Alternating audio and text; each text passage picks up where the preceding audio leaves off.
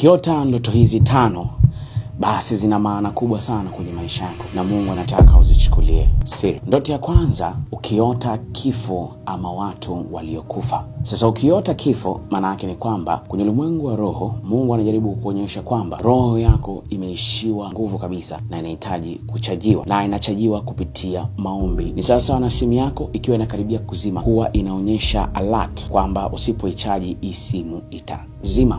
Lakini ukiota watu waliokufa, wala usitake tafsiri yake, hilo tayari ni shambulio la kiroho ambalo linaashiria roho ya mauti kwenye maisha yako, na unatakiwa useme maneno kwamba kuna uhusiano kati ya mtu aliyekufa na mtu aliye hai. Mhubiri 9:5. Ndoto ya pili, kuota unafunga ndoa ama umevaa shela ama suti ama unakutana kimwili na mtu aidha unamfahamu ama usiyemfahamu. Mara nyingi ndoto hii ni shambulio ambalo linashambulia uzazi, linashambulia mahusiano, na watu wengi ambao wanaota hizi ndoto wana changamoto sana kwenye mahusiano ama ndoa, na pia wanapita changamoto nyingi sana za uzazi, aidha wanapitia sana miscarriage ama kila wakijaribu kutafuta mtoto hawapati.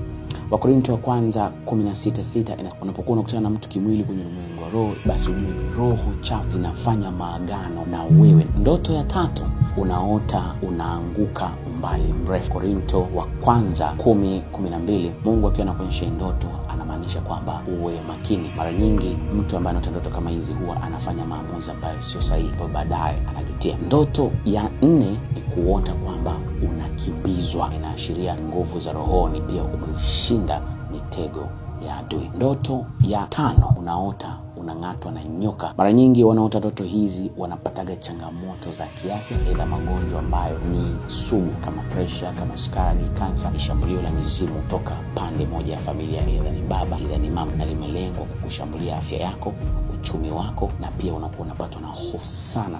Luka 10:18.